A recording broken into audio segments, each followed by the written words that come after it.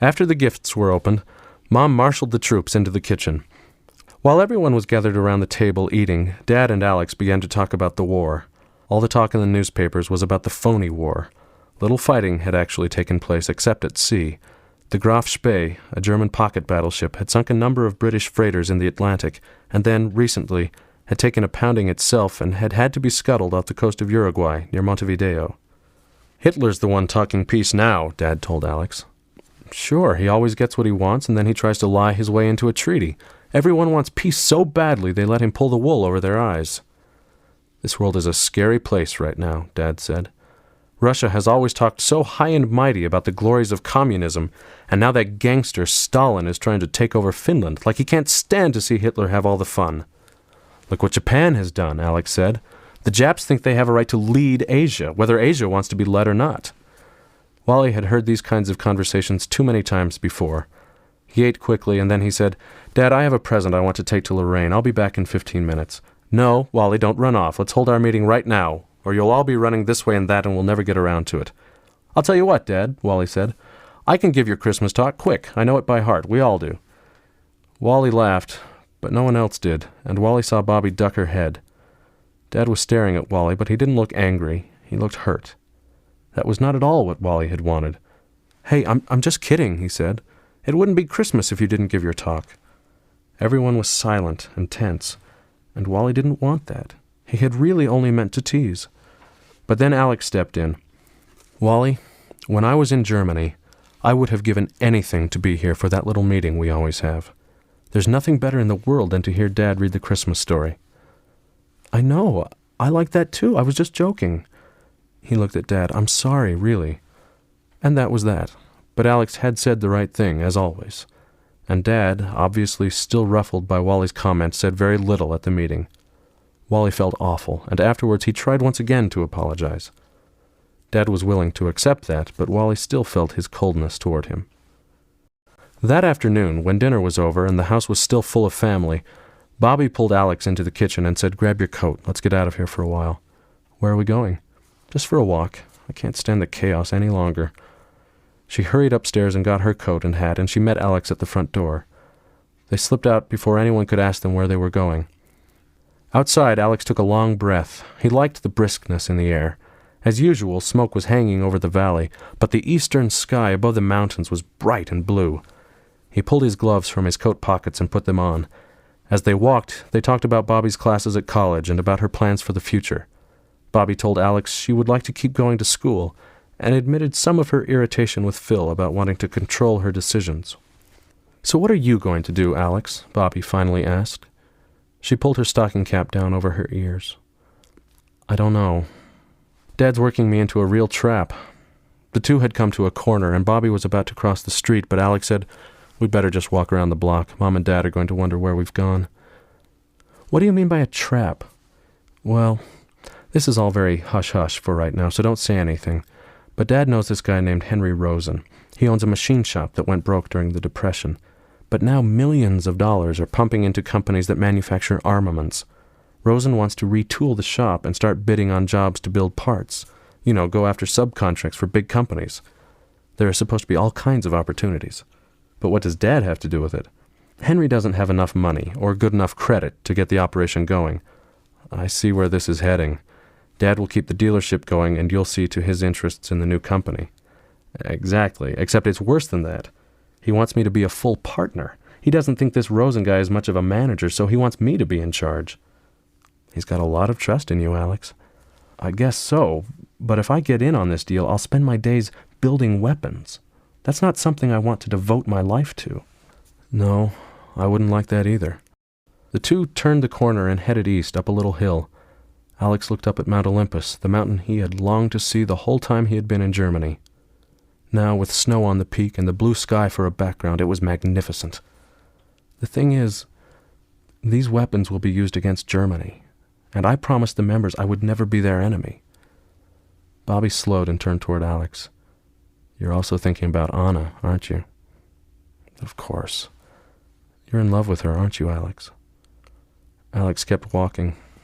He finally found voice to say, "Bobby, I was a missionary. I didn't say anything to her, not directly.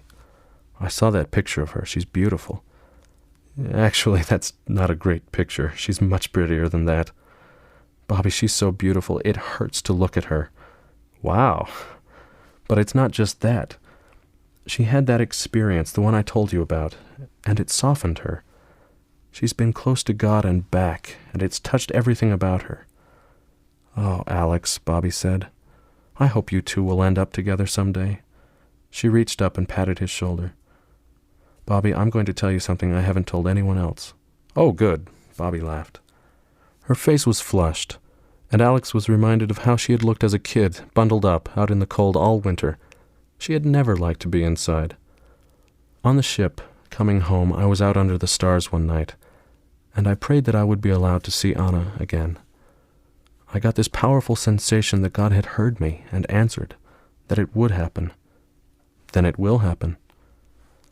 I keep hoping the war won't last long and I can get over there before too long. Do you know if she's getting your letters? No, I don't, and I've gotten no mail from her. But that doesn't mean she's not trying. We promised to write each other. Alex, you've got to reach her somehow. I know. I think about it all the time. For a time, no one said anything, and they came to the final turn and walked back down the hill. I know this is hard, but I still envy you, Bobby said as they reached the house. Why? Alex asked. He stopped and tucked his hands into his coat pockets. You know why. Because you have your answer, and I don't. Are you really that unsure about Phil? Bobby looked away, but she said softly, Yes, I guess I am. Chapter 21. Spring came slowly in 1940. The weather warmed for a few days at a time, but storms continued to return. The mountains were still white down to the foothills in early April. Many of the talks at General Conference were about the unstable conditions in the world. President George Albert Smith had traveled to California earlier in the year, and while there had had a stroke and was partly paralyzed. He was convalescing and hadn't been able to return in time for conference, but he sent a message to be read. The Thomases listened to the conference, and after each session, President Thomas waited for the news on KSL. Hitler was massing troops on the Western Front, and a major invasion of France or Belgium seemed near. But that week, on April 9th, German forces attacked Denmark and Norway, countries that had remained neutral. Denmark fell without a fight. Norway offered what resistance it could, with some British help, but Germany had its victory before the month was over. Alex hated all these reports. He wanted the war to end quickly, but he saw no sign that it would happen. He had continued to send letters to Anna and to other members in Frankfurt, hoping to hear something from someone, but he received no answers. Early in May, on a Friday night, Bobby and Phil went dancing with a group of friends. The gang, mostly Phil's friends, parked their cars downtown, and then they rode together on the open-air trolley to Salt Air on the shores of the Great Salt Lake. Woody Herman's Thundering Herd Band was making a guest appearance, and even though the dance floor was huge, the place was packed. It was a cool evening, but lovely, and Phil was always at his best when he was dancing. But Bobby had made up her mind now, and she had to tell him. She was nervous all evening, and finally she asked Phil if they could leave. By the time she and Phil had reached the car, Phil was asking, "Bobby, is something wrong?" "Well, yes," Bobby said. "I told you I have something I need to talk to you about." "Okay, fine." But he didn't seem all that concerned. Bobby waited for Phil to start the car, and then she said, "There's no good way to do this. I'm just going to say it straight out. I can't marry you. I don't love you, not enough. And you don't love me enough either." She struggled with her ring, but she got it off. "So I'm going to give you back your ring. And the only thing I know to say is that I'm very, very sorry." She was crying by now, somewhat to her own surprise. "Honey, wait," Phil was saying. "I must have done something to upset you. Let's talk this out." He drove to the side of the street and stopped. He carefully moved the gear shift into neutral and set the handbrake, and then he turned toward her. She could see that this was a situation for him, one he had to manage and get past. "Phil, there is nothing to talk about. I've wrestled and wrestled with this." Her voice was steadying as she prepared herself to resist whatever approach he was about to take. "Bobby, tell me the things that are troubling you. I'm sure we can solve any problems we might have." "Phil, you aren't listening. I don't feel enough for you. I don't know why. I should. I know that." I even wish I did, but I can't get married to someone I don't love." Phil was silent for a long time. "Could we give this a week and see whether this isn't just—" "No, Phil. I can't go through any more of this." "Have you prayed about your decision?" Suddenly Bobby was angry. "Phil, don't start that." "Don't start what?" "Yes, I've prayed, and I have never received the peace I've wanted until now." She grabbed Phil's hand and pushed the ring against his palm. He finally took it. "Please take me home." "Is there someone else?" Suddenly Bobby felt caught. All the confidence was gone from her voice when she said, "No, not exactly." "It's Stinson, isn't it?" "What?"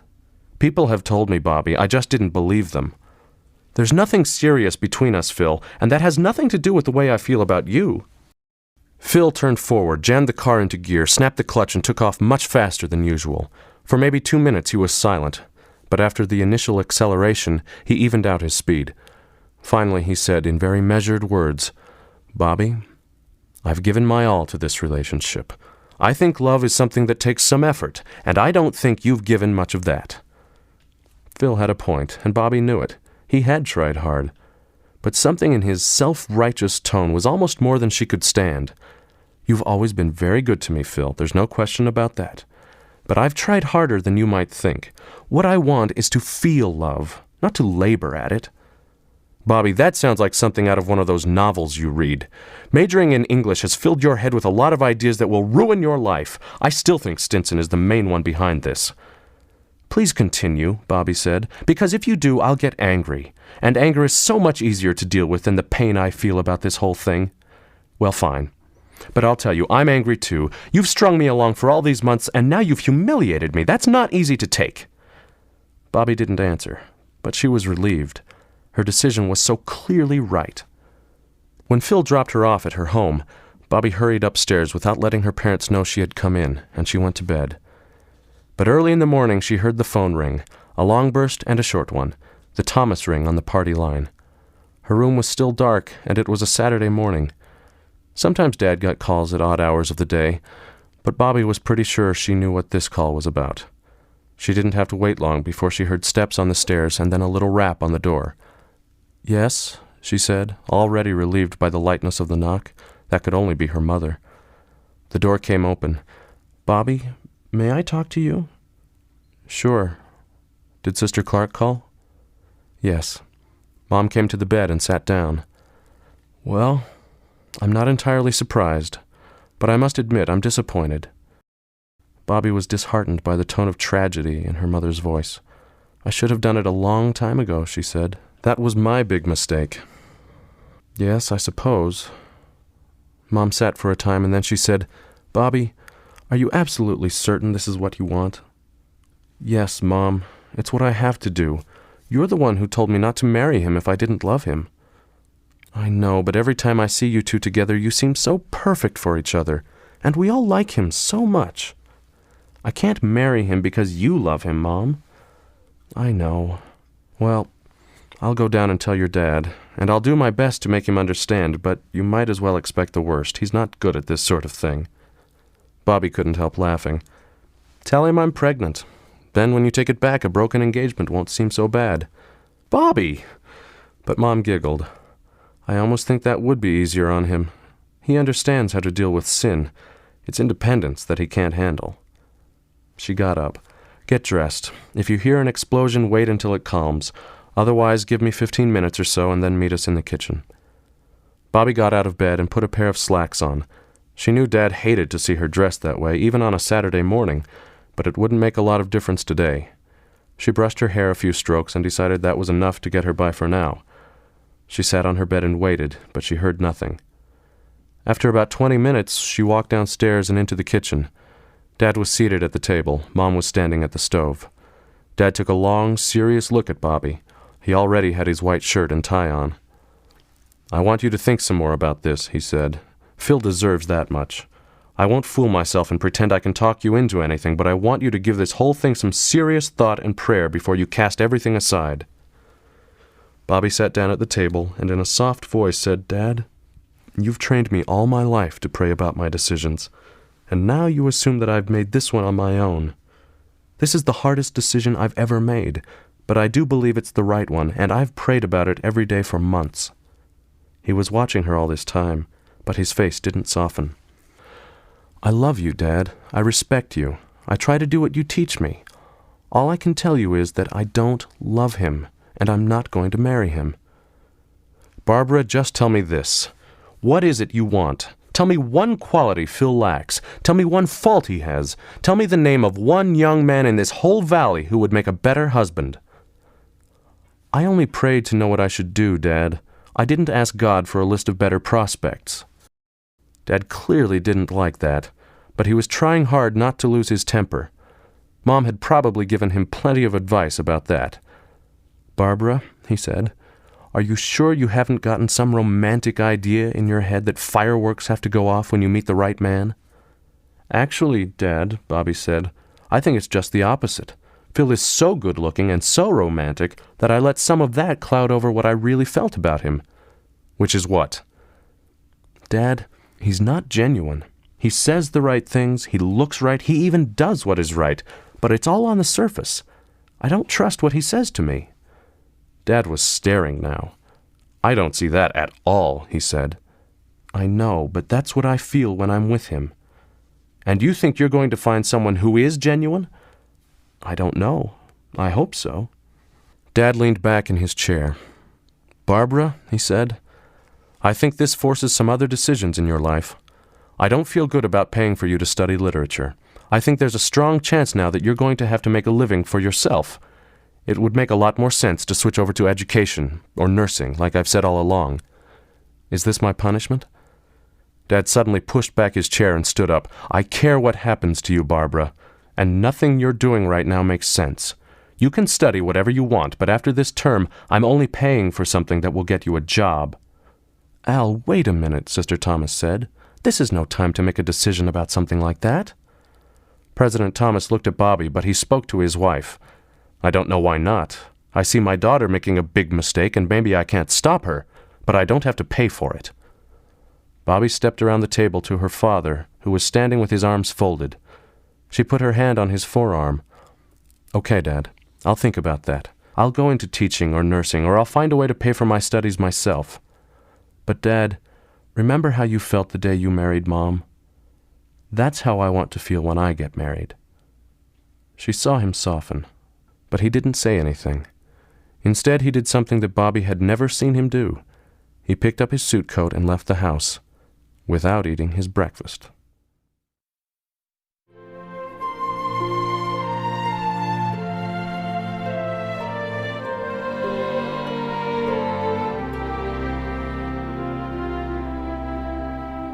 This completes the third CD.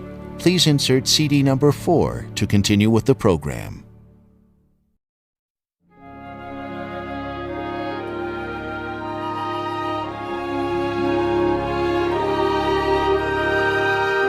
Chapter 22. It was early evening on a rainy day in May. The Stoltzes had eaten their evening meal of potatoes and cabbage and bread, since meat was hard to come by these days, and now they were sitting by their radio with the sound very low. German troops had driven westward on May 10, 1940. They had taken Holland without much difficulty, and they were slicing through Belgium with terrifying ease. Nazi broadcasts reported the victories in glorious rhetoric that left the impression that few, if any, German soldiers were meeting death in the campaign. The Stoltzes knew, however, that they could learn more by listening to the BBC reports, which were broadcast across the continent in German. By law, Germans couldn't listen, and doing so was dangerous, but Anna had the impression that many people did. Then a knock, hard and persistent, came at the door. Anna was instantly frightened, and she saw the same fear in her father's face. She knew of no one coming to visit, and this was not the knock of a friend. Brother Stoltz turned off the radio. "Stay here, I'll go to the door," he said, and already the knocking had begun again. Sister Stoltz let her husband go, but she and Anna held the kitchen door open and watched. Brother Stoltz opened the door, only a crack, but a loud voice announced, "I must come in," and a man pushed his way into the room. Anna saw the long black leather coat. Gestapo. "I must speak with your daughter," the agent said. He glanced around, and then he spotted Anna and her mother in the kitchen doorway. "My daughter? Why would you want to see her?" Brother Stoltz asked. This was not a good tone to take with the Gestapo, and so Anna stepped into the room. She felt the man's eyes on her body as he studied her up and down. "My goodness," the officer said. "No wonder your American friends liked what they saw here." "What do you want?" Brother Stoltz demanded to know. Anna stepped to her father's side and took his arm. She wanted him to be calm and careful. "We know about your many meetings with foreigners, Herr Stoltz. We are very concerned when we see these things happen. Who are you?" "Oh, excuse me, have I been rude? I am Agent Kellermann, Gestapo." The man was wearing no uniform, but every German knew the coats. "We are aware that your daughter writes letters to America. Isn't that so?" "Yes," Anna said. "I have friends in America." "And what do you tell them, young lady? Do you tell them about conditions here? Do you spread lies?" "No, I don't." "And how can we be sure of that?" He reached inside his coat pocket and pulled out several letters, all in airmail envelopes. They had been opened. "I didn't know there was a law against writing letters to America," Anna said. Sister Stoltz stepped close to Anna and put her arm around her waist. "A law against writing to America? Certainly not. But we are at war." His voice had risen, his heavy face filling with color. "Americans help our enemies make war against us. How can it be good for you to communicate with such people?" The young men she wrote to were missionaries. Young man. One young man. A young man who defied the Führer, who refused to salute our flag. "I assure you," Brother Stoltz said, "he is a fine young man with a great love for the German people. And, I assume, this fine young man had great love for this German girl." He eyed Anna up and down again. "Did you give him favors to make him love the German people so much?" "Herr Kellermann," Brother Stoltz said, calmly but with a hushed intensity in his voice, "I must ask you to leave now. My daughter will write no more letters to America." Kellermann stepped closer to Brother Stoltz. "I will decide when to leave. If you make a whore of your daughter, that is up to you, but don't think you can insult me without reprisal." Anna grabbed her father's arm, tried to stop him as he stepped forward, but it was already too late. "You are a pig," he said. "You will not speak this way about my daughter." "And what will you do to stop me?" Herr Kellermann pulled his nightstick from his belt. Brother Stoltz was shaking with anger. Anna tightened her grip. "It's all right," she whispered. "Let this go." But Brother Stoltz said, "You have no right to come into our home and speak to us this way. Even Hitler would not grant you this right." "Now you have said too much. You will come with me." Kellermann stepped forward and grabbed Brother Stoltz by the arm. "No, please," Sister Stoltz said. "This is all a misunderstanding. You stay back, Frau Stoltz. And you, come with me now." Kellermann pulled at Brother Stoltz's arm. "I have no intention to go with you. I have only said—" Suddenly the nightstick flashed, striking Brother Stoltz across the right shoulder. He dropped to his knees and cried out in pain and then fell forward and rolled onto his side. Sister Stoltz knelt next to her husband. "Oh, Heinrich," she cried. Somewhere in the background, Peter was pleading, "Don't hurt him any more. Please don't hurt him." "All of you move back, instantly," Kellermann demanded. And then he grabbed Brother Stoltz by the elbow and jerked. Brother Stoltz let out another cry of agony, and then he clambered to his feet. Anna saw how white his face was, the sweat collecting on his forehead. "Now, Herr Stoltz, you will walk quietly from this room, and the rest of you will stay back." He pushed Brother Stoltz, who stumbled forward and then managed to walk out the door. Sister Stoltz was still on the floor, bent over. Anna and Peter knelt next to her, and all three gripped each other. For maybe half a minute they clung to each other and said nothing, but Sister Stoltz had begun to cry out loud, the sobs wrenching from deep within her. "He'll tell them he's not a traitor," Peter said. "It will be all right." But Anna said nothing. She didn't doubt for a second that Kellermann would carry out his threats. But her mother stopped crying, seemed to gather her strength for a moment, and got to her feet. "I know someone. I will talk to Herr Schlenker. He's with the Gestapo, a high officer, but I've known him all my life. He's not like this Kellermann." She hurried into her bedroom and then came back with her raincoat. "I'll go now," she said. "I'll see what I can do. Pray for me, and pray for Papa. I must hurry," and she left. Brother Stoltz was sitting on a wooden chair in the center of a little room. He was so full of pain that he could hardly think, the horrible ache running down his arm and side and up his neck right into his brain. Kellermann was standing in front of him, and on each side were other men, dressed in civilian clothes. "Herr Stoltz," Kellermann said, "you have already made it clear that you have no loyalty to the Führer. If you want to save your family, you must admit to this." "It's not so," Brother Stoltz said. "We have done nothing wrong." Suddenly he felt a blow in the side of his head. The impact sent flashes of light through his brain and sent him sprawling on the stone floor. Pain exploded everywhere.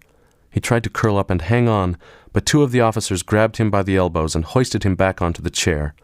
"Please don't, please," Brother Stoltz was saying between breaths. "Simply tell us the truth," Kellerman said, his face close to Brother Stoltz's. "I cannot save you now, but I can save your family. Simply admit what you have done." Suddenly, Kellerman struck him across the face, maybe with the nightstick, maybe with his fist. Brother Stoltz only felt the smashing pain, felt himself falling backwards. His next awareness was of water splashing in his face, and he was coughing, choking. He felt his arms jerk, both at the same time, and then he was slammed back into the chair. But he also felt a kind of calmness coming over him. The pain was turning to numbness, and he knew he had passed the point of caring about that. "Did you try to send secrets to these Americans? Simply say yes, and this will end. If you continue on this way, we will go after your family." "Lord, help me," Brother Stoltz kept repeating, but he said nothing out loud. "Give me strength. Please protect my family." Suddenly something struck him across his knee, sending a new pain shooting through his leg. This fresh agony was almost too much. "Please, let me die, Lord," he prayed. He was sinking into unconsciousness when water struck his face again. "It's sad to see that a man cares nothing about his family," Herr Kellerman was saying. "There are things we can do to them. Is that what you want?"